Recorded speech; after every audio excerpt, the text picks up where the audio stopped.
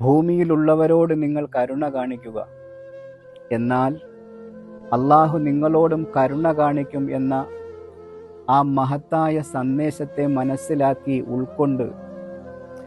പ്രിയമുള്ളവരെ, ഞാൻ നസീം.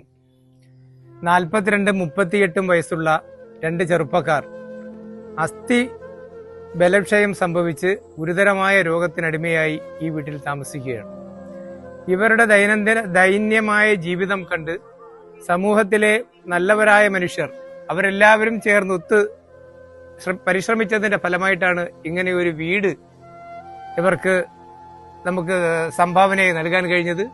അതുകൊണ്ടൊന്നും അവസാനിക്കാത്ത വിധത്തിലുള്ള മാരകമായ ഒരു ദുരിതം പേറി ഈ വീടിനകത്ത് 2 ജീവിതങ്ങൾ കഴിയുകയാണ്. പ്രിയമുള്ളവരെ, അവർക്ക് വേണ്ട മരുന്നിനും ഭക്ഷണത്തിനും വേണ്ട സൗകര്യങ്ങൾ ഒരുക്കാൻ പോലും വൃദ്ധയായ മാതാപിതാക്കൾക്ക് കഴിയാത്ത ഒരു സാഹചര്യം നിലവിലുണ്ട്. മാതാവും ഗുരുതരമായ പല രോഗങ്ങളാൽ ബുദ്ധിമുട്ടി കഴിയുകയാണ്.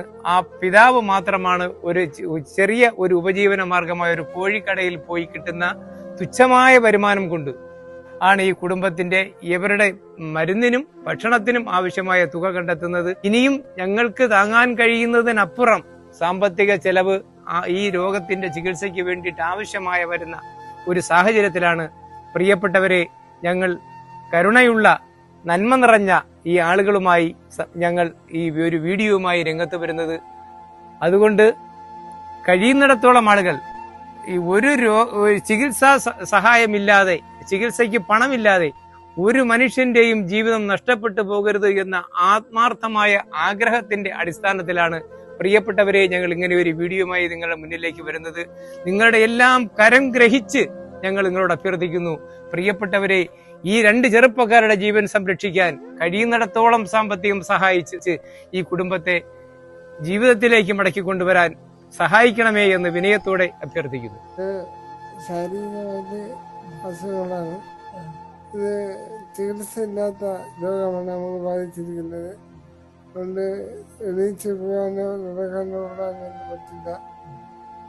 നേരെ ബാത്റൂമിലോ നമ്മളെ സ്വന്തം കാര്യം ചെയ്യാൻ പോലും നമുക്ക് കഴിയാത്ത അവസ്ഥയിലാണ് ഇപ്പോൾ നമ്മൾ കിടക്കുന്നത്. എൻ്റെ ഉമ്മയും പാപ്പയാണ് ഇപ്പം വളരെ കഷ്ടപ്പെട്ടാണ് നമ്മുടെ ജീവിതങ്ങൾ മുന്നോട്ട് പോകുന്നത്. അവർ നമുക്ക് ചെയ്യാവുന്നിടത്തോളം കാര്യങ്ങൾ ചെയ്യുന്നുണ്ട്.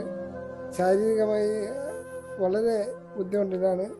ശരീരം കൊണ്ട് ഇനി ഇങ്ങനെ ജീവിതം പോലെ കിടക്കാന്നല്ലാതെ ഒരു രക്ഷയില്ലാത്ത ജീവിതമാണ് നമ്മൾ മുന്നോട്ട് പോകുന്നത്.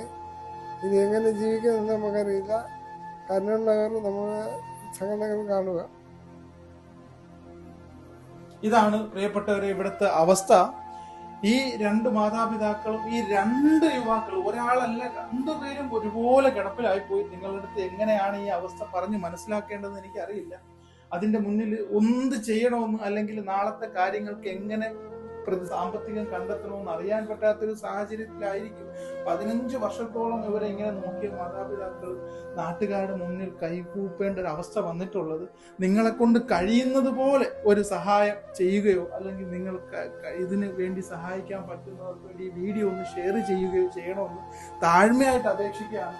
ഈ 2 മാതാപിതാക്കളും